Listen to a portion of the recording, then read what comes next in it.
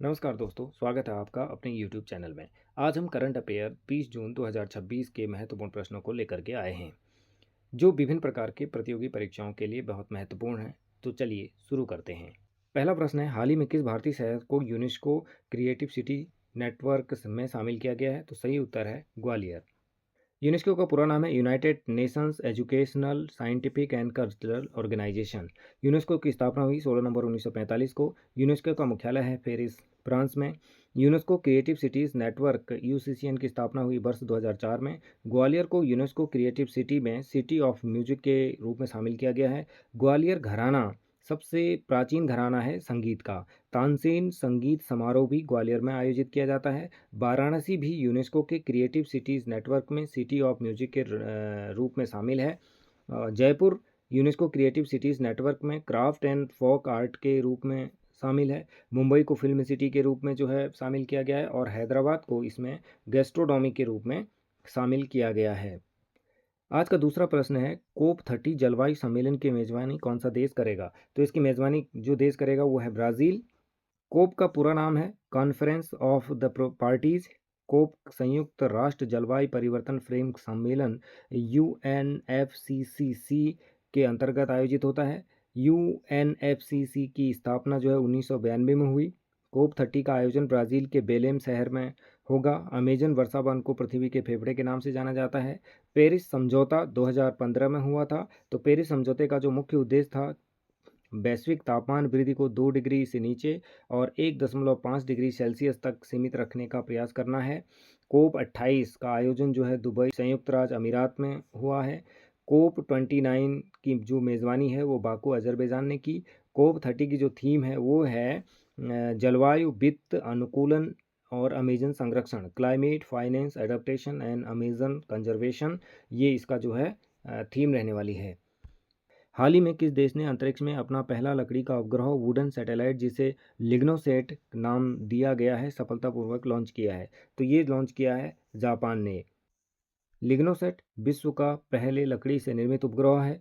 लिग्नोसेट का विकास जापान के क्योटो विश्वविद्यालय और सुमितोमो फॉरेस्ट्री कंपनी ने मिलकर किया है।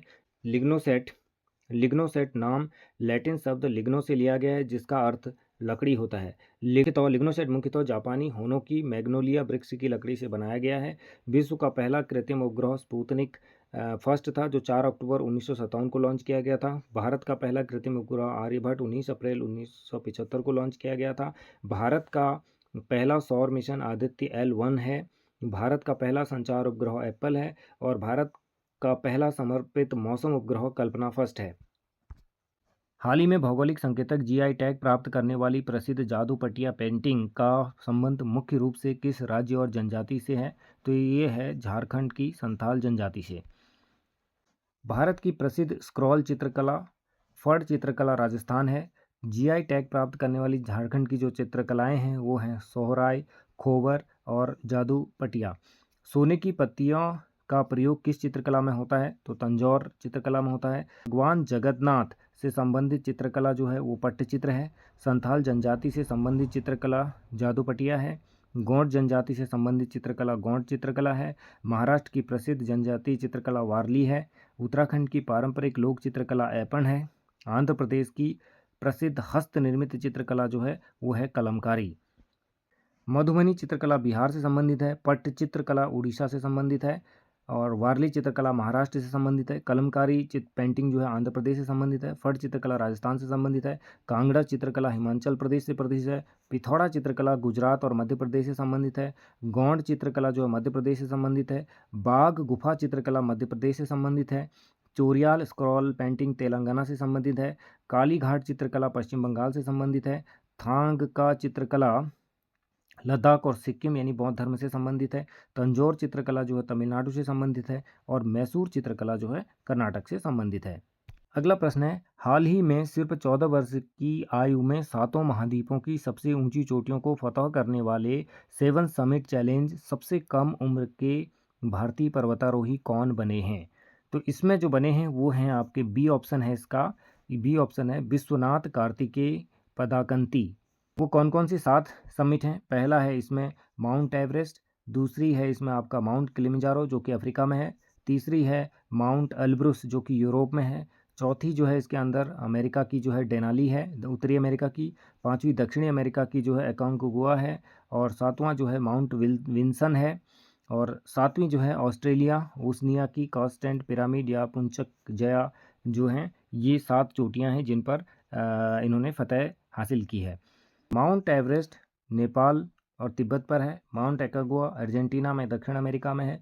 माउंट डेनाली मैकिनले संयुक्त राज्य अमेरिका यानी अलास्का उत्तरी अमेरिका में है। माउंट किलिमंजारो तंजानिया अफ्रीका में है। माउंट एल्ब्रुस जो है रूस यूरोप में है। विंसन मैसिव जो है अंटार्कटिका महाद्वीप में है। K2 गॉडविन ऑस्टिन जो है वो भारत में है और वर्तमान में कहाँ है, पीओके में है। कंचनजंगा जो है भारत के सिक्किम में है, भारत नेपाल सीमा पर है। नंदा देवी पर्वत शिखर जो है भारत के उत्तराखंड में है। नामचा बरुआ पर्वत जो है तिब्बत में है। माउंट फूजी जापान का है। माउंट ब्लांक फ्रांस और इटली की सीमा पर है।